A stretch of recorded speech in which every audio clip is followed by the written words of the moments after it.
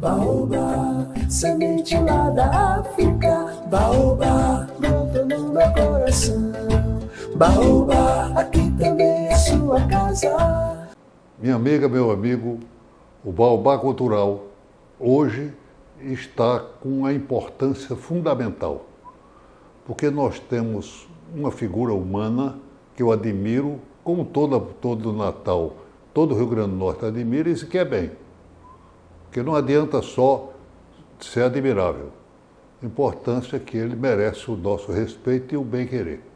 Então, nós trazemos hoje um homem que vai falar sobre a vida dele, que já não é pouco, e um pouquinho sobre o pai dele, uma figura também, esse extraordinário e único no mundo. Nós trazemos a vocês Kleber Bezerra. Kleber foi tudo que se possa imaginar de exercício. E até hoje, seu talento é demonstrado pela maneira como ele trata as coisas e as pessoas. É sempre ativo, sempre funcional. Kleber foi professor de engenharia, engenheiro, estudou nos melhores colégios, inclusive no famoso Pedro II do Rio de Janeiro. Exerceu uma série de funções. Foi deputado e atuante em muitas comissões e em trabalho realizado, empresário nas mais diferentes atividades que se possa imaginar, jornalista, editor, era um jornal de comércio de Natal, o Combativo Inicial, e tem um privilégio de uma família notável. A sua família toda, que eu conheço e sei, é de gente muito boa e gente muito capaz e que tem produzido grandes coisas para o nosso Estado. Enaltece o nosso Estado. O pai dele é nada menos do que Teodorico Bezerra.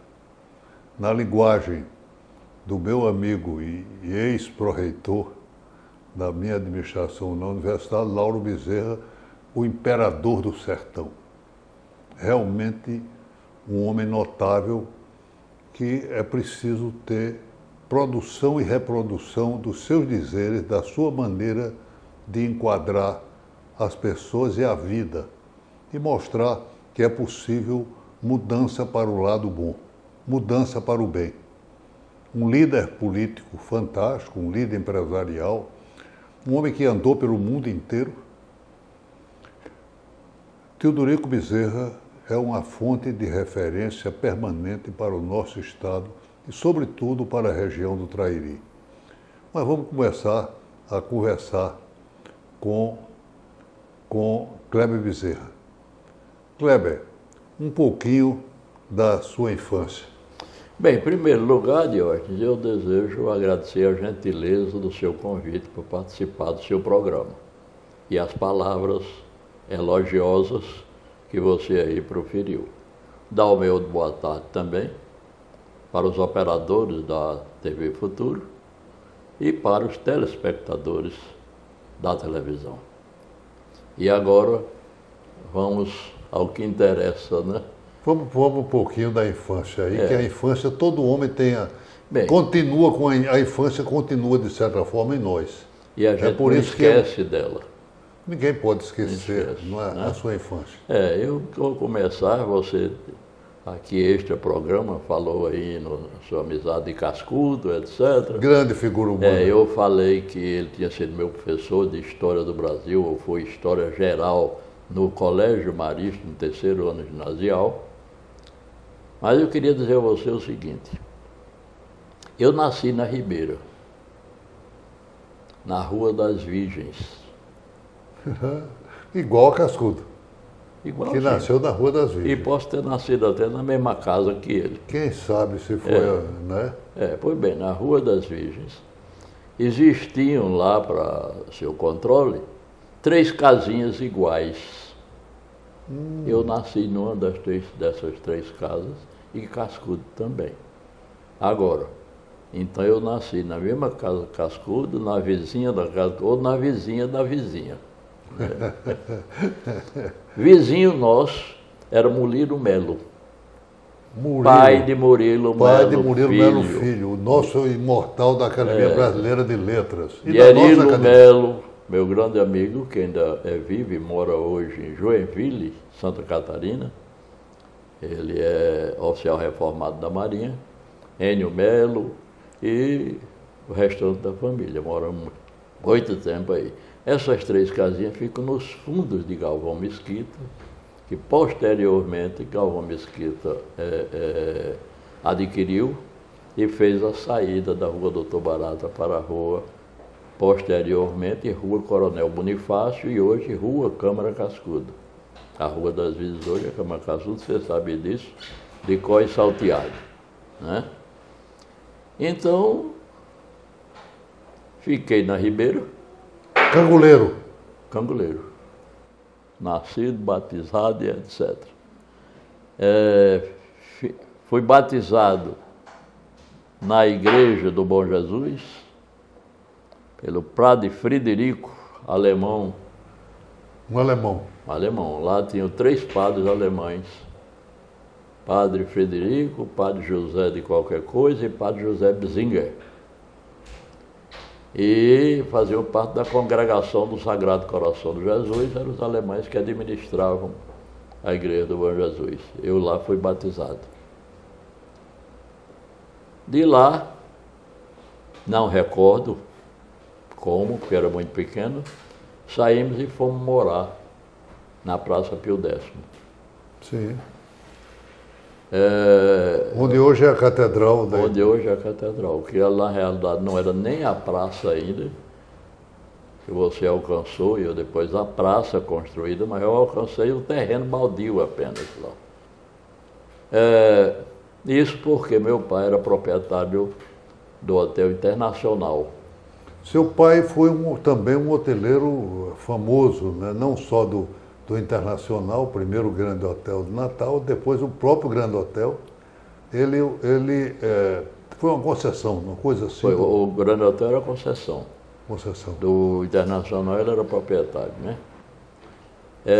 Ele primeiro, quando ele veio de Santa Cruz para Natal, 1925, ele adquiriu o Hotel dos Leões.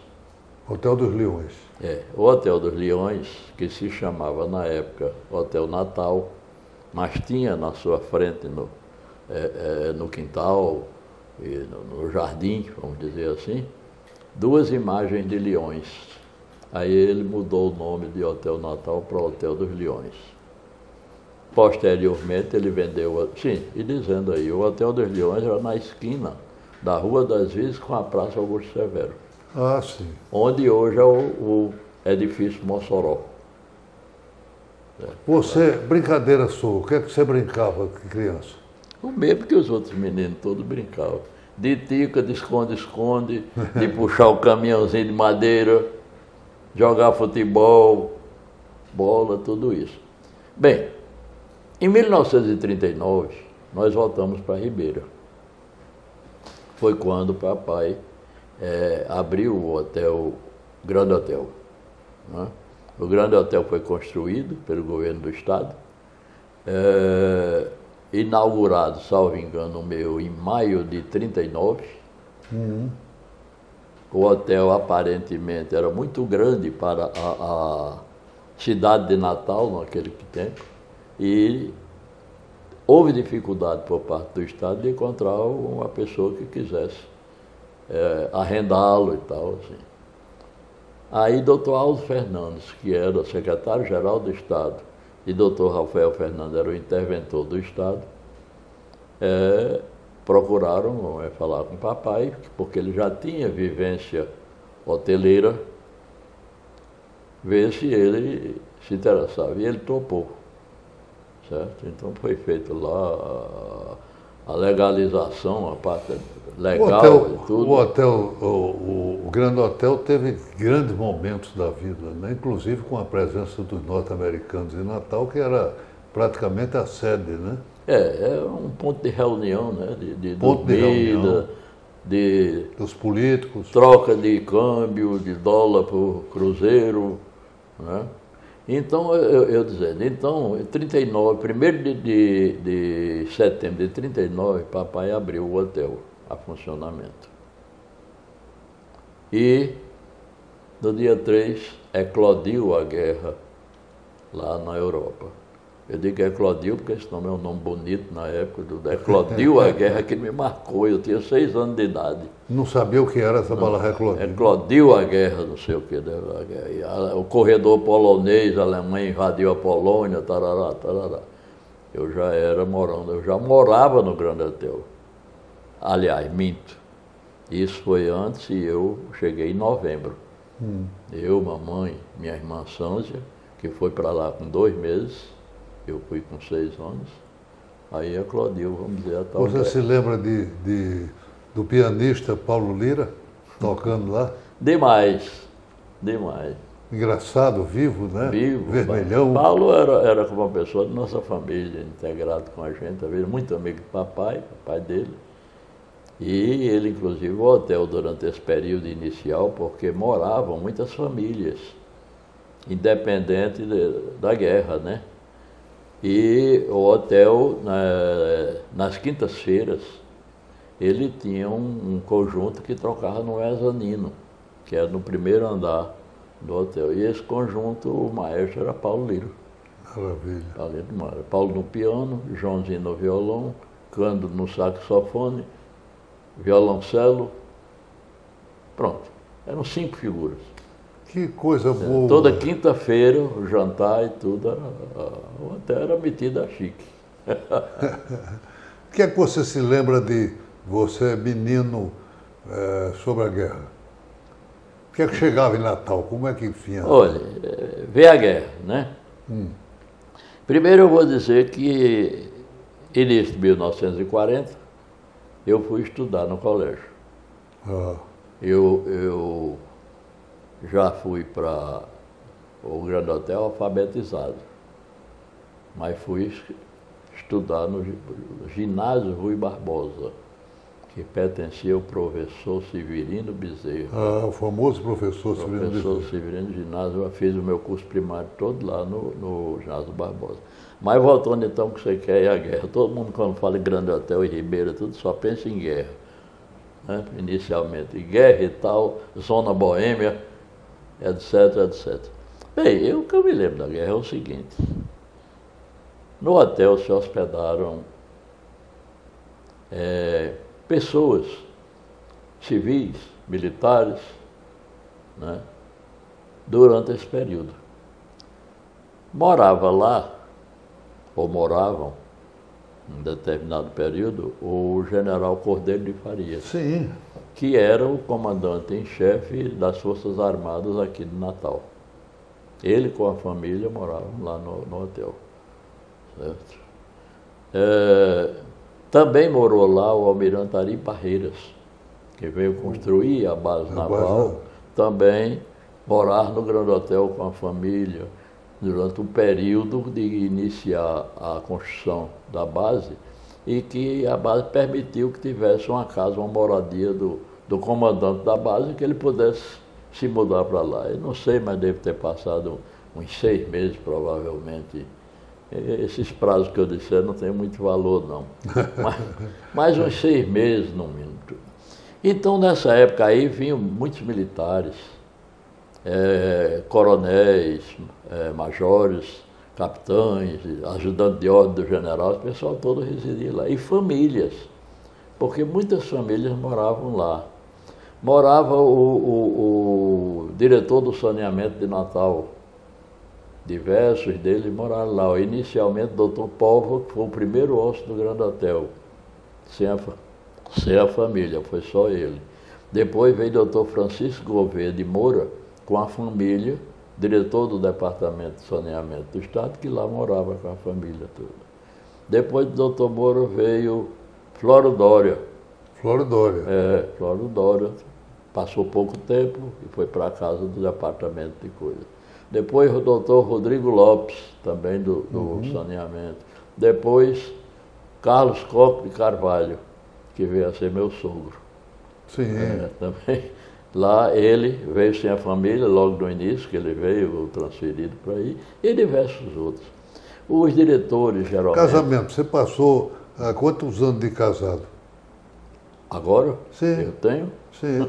Só fazendo as contas, de 60 para cá, 60 para o fim do século 40, 64 anos de Isso é casamento. apenas 64 anos. É. Casamento bom. Eu achei, mas foi muito depois, o casamento foi depois. Foi em 48 que ele veio para cá. Eu casei em 60, já fui em Recife, para Recife. É outra longa história. Né? É outra história que daria também outro programa. Outro programa. Mas, então me marcou primeiro, na matéria de guerra, o seguinte. Naquele tempo a gente tinha os rádios, a válvula, Sim. que fazia mais descarga, tinha mais aquele barulho, pum, pum, pum, pum, do que o que a gente ouvia de coisa. E nesse movimento do hotel, alguns hóspedes tinham rádio, nós tínhamos um GE que parecia um guarda-roupa hoje, sei lá, viu? E eu vi o pessoal, os adultos, seu menino, né? 41, né? 41, porque eu vou dizer o fato. Aí houve o ataque japonês a Pearl Harbor. Sim. E eu, menino, só via os hóspedes, os militares, os civis, todo mundo assombrado, apavorado, a expressão aquela de terror, de os japoneses atacaram Pearl Harbor, os japoneses atacaram Pearl Harbor. E eu, que danado é Pearl Harbor? Aí a gente, o Harbor é uma base americana no Pacífico. Que diabo é base? Que não é, enfim, mas aquilo me marcou. Claro. Certo? Aquilo me marcou. Outra coisa da guerra, outro episódio. Você teve notícia da presença de Roosevelt em Natal? De quem? Roosevelt? Tive. Um encontro com... Na época, sim. Agora não vi. Não viu, mas soube da Não, história? mas sabia, mesmo durante o prazo, passado na frente do hotel, acho que mais de uma vez, indo da rampa para Parnamirim, passar por ali, tudo, né? O porto e tal, isso aí é fato verídico. Muitas testemunhas, eu não. Quer dizer, não cheguei a vê-lo. Certo. Como muita gente que se fala na guerra de... Mas você me falou um pouquinho sobre Cascudo, que foi seu professor, algum fato especial, você se lembra dele, alguma historinha dele? Não tenho, por incrível que pareça. Foi um bom professor, sabia, fluente, que ela ali se identificava com os alunos, etc, etc. Agora, a rigor, eu não tenho nada de especial, de diferença daquilo em relação ao que entendeu? Eles eram muito amigos de papai, estava muito com papai. Sim, ele ia sempre para o Grande Hotel. Ele era chefe da Defesa Civil. Qualquer coisa que na gente, ele era ligado aos militares. E Fernando Cascudo, filho dele, ia muito lá para o hotel brincar com a gente. E os filhos do general Cordeiro de Farias, o filho do almirante Ari Parreira e tudo. Quer dizer, estava frequentemente, Fernando frequentava sempre a gente a brincar. Você diz, de quê? Ele, correr, quintal do hotel, não sei, a construção do prédio vizinho da Associação Comercial, aquele foi construído entre 39 e 44. Foi durante o período da guerra que era. Foi no período da guerra. Era presidente da Associação Comercial, o Manel Gugel. Manel Gugel do Amaral. Manel Gugel. E eu brinquei muito ali de esconde-esconde, de subir e descer com os meninos ali, os meninos, meus colegas de colégio depois, também todos ali. Quem morava lá quase de frente era Januário Cico, né? Doutor Januário Cico, um pouco para a lateral. Kleber, me diga uma coisa, a sua presença no Rio, como você foi estudar no Rio? Eu fui estudar no Rio o seguinte, eu fiz 4 anos primários no ginásio Rui Barbosa, do professor Severino Bezerra. Quando terminei o primário, eu fui para o Colégio Marista para fazer o primeiro ano ginasial. Quando cheguei no Marista, eu não pude fazer o primeiro ano ginasial. Porque naquela época, para entrar no ginasial, precisava ter 11 anos de idade. Para ser bem exato, 10 anos e meio. E eu só tinha 10 anos de idade. Resultado, repeti o último ano primário, admissão no Marista, e fiz depois até o segundo científico. Passei 7 anos no Marista. Marista não tinha segundo ano científico. Eu tinha que fazer no outro lugar. Papai havia sido eleito deputado federal em 1950. 51 começava o mandato dele. Aí nós fomos para o Rio de Janeiro. Fui estudar no Rio. Aí foi para o Pedro II? Não, eu fui para o Colégio Andrius, em Botafogo, que era um dos 2 colégios mais difíceis e mais importantes do Rio de Janeiro. Por que engenharia? Por que você optou por engenharia? Porque eu ouvia falar muito em engenharia, papai queria muito que eu fosse engenheiro, formar tudo, e aquilo mentalizou assim, não, né? A gente diz que você sofreu influências de convivência com tantos engenheiros lá que passaram pelo hotel, chefe dessas repartições que vinham de fora, DNOS, Rede Ferroviária, KN, como eu citei aí você, porque na época a KN era administrada pelo escritório Saturnino de Brito. Saturnino de Brito foi quem abriu foi quem construiu o saneamento todo Natal. O próprio Grande Hotel, o projeto, foi dado ao Estado por Saturnino de Brito. Entendeu? Muito interessante. Foi da época. Você vai para a história do Grande Hotel aí que você pega isso tudo. Aí eu fui para o Rio de Janeiro aí, mas eu não contei uma história que eu quero contar ainda da Ribeira, do Grande Hotel. Começaram os torpedeamentos dos navios mercantes brasileiros pelos submarinos alemães. Baipendi, Pará, não sei quem, começaram a tudo. Houve uma revolta das populações dos estados brasileiros. E eu assisti aí a primeira passeata da minha vida. Eu assisti da seguinte maneira. População de Natal, quer dizer, uma multidão para a época, né? Desceu da Cidade Alta para o Grande Hotel, na frente do Grande Hotel. E reuniu-se lá. Queriam falar com o general Cordeiro de Farias. O general Cordeiro de Farias o recebeu na escadaria do Grande Hotel. E eu, o menino metido bem por trás do general, na porta de entrada do hotel, na varanda ali, ouvindo a coisa. Era o pessoal pedindo a guerra. A população. Agora você me pergunta, faixas, diversas faixas, o que é que diziam? Não sei. O que é que eles disseram e o que foi que o general disse a eles? Também não sei. Ouvi tudo, mas não. Mas era nem recordo. Era um movimento interessante na cidade pedindo a guerra. Então foi a passeata que houve isso aí. Voltando de Ribeira, no Grande Hotel, na varanda, em frente tem a Praça Zé da Penha, que hoje é circunscrita no Largo Deputado Teodorico Bezerra.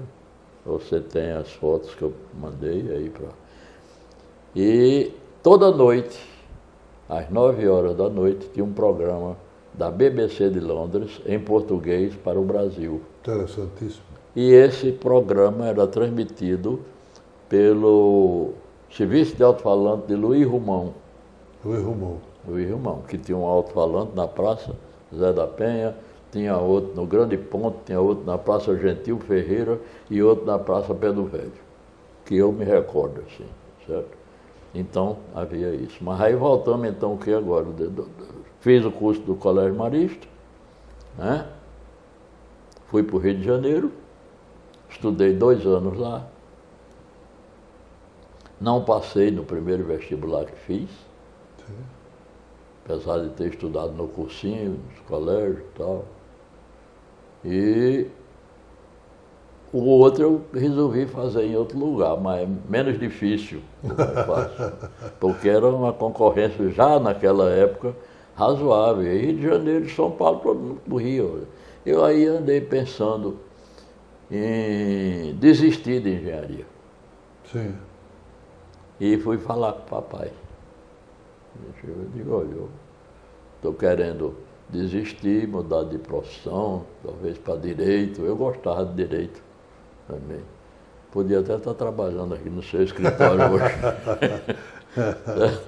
E outra porque eu não vou passar no colégio, apesar de eu ser um bom aluno aqui no Marista, lá o nível era outro, principalmente ciências exatas e coisas, e eu estava sentindo que não ia dar para. Aí ele virou-se para mim e disse: faça de conta que eu sou seu empregado e que estou trabalhando para você estudar. Você não passa da primeira vez, faz a segunda, faz a terceira, passa da terceira, da corredora. Eu aí amunhequei ali, né? Não teve argumento. Bem, aí o segundo, eu andei pensando em fazer, vou para Belo Horizonte aqui. Belo Horizonte não conhecia ninguém em Belo Horizonte. Resumindo, optei por Recife, ficava perto de Natal, qualquer coisinha dava um pulo aqui. Dr. Carlos Koch, que era diretor de saneamento aqui, que ele era funcionário da Bahia, da Bahia, à disposição da Saturnino de Brito. Tinha se aposentado e iria mudar com a família para Recife. Então eu tinha minha namorada, que ainda facilitava o reencontro com a namorada em Recife, que foi o que aconteceu, e eu vim a ser aprovado lá em Recife, me formei em Recife. Maravilha, você exerceu todas as funções. Quais as que mais emocionaram você como empresariado? Não, como empresarial foi como industrial. Sim. De algodão, beneficiamento de algodão, exportador de algodão, de óleo comestível, óleo bruto. Nós montamos uma estrutura razoável. Porque Teodorico tinha a indústria de beneficiamento de algodão. Não, papai tinha tido com tio Bianor, quando ele vendeu até a Internacional, ele foi para Santa Cruz para montar uma usina de algodão. Convidou o tio Bianor para ser seu sócio. Tio Bianor aceitou e fundaram a firma Teodorico e Bianor, certo? Que funcionou até o início da década de 50 e qualquer coisa, na meados de 50. E, quando eu me formei, a firma já tinha sido desativada, certo? Mas papai tinha umas máquinas lá na fazenda Irapuru, que tinham sido as primeiras da fundação da firma, porque depois eles ampliaram, cresceram e tal. E a partir dessas máquinas iniciais, umas máquinas, inclusive, ele tinha umas máquinas importadas que não tinham sequer sido desencaixotadas, para beneficiar o algodão de fibra longa, siridó, etc. E aí eu comecei a trabalhar com ele e a gente começou a recompor a estrutura algodeira. Ele, nessa época, ele tinha muito problema na fazenda, produção grande de algodão na fazenda. Mas, Kleber, infelizmente o nosso tempo é muito limitado. Uma mensagem para você, para as novas gerações. Olha, as gerações atuais são muito diferentes das do nosso tempo e tudo assim, não é?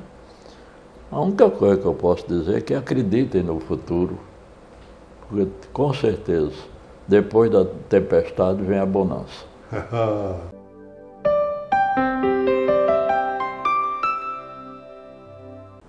Trago sempre no programa o Baobá Cultural da TV Futuro e indico um livro para vocês. Desta vez é uma revista em forma de livro e, curiosamente, do Tribunal de Contas do Estado.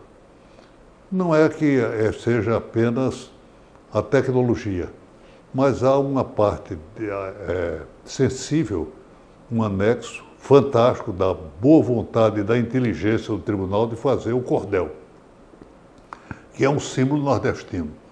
A propósito, Teodorico Bezerra também está em cordel. Eu já vi cordel falando sobre a sua história e a sua vida.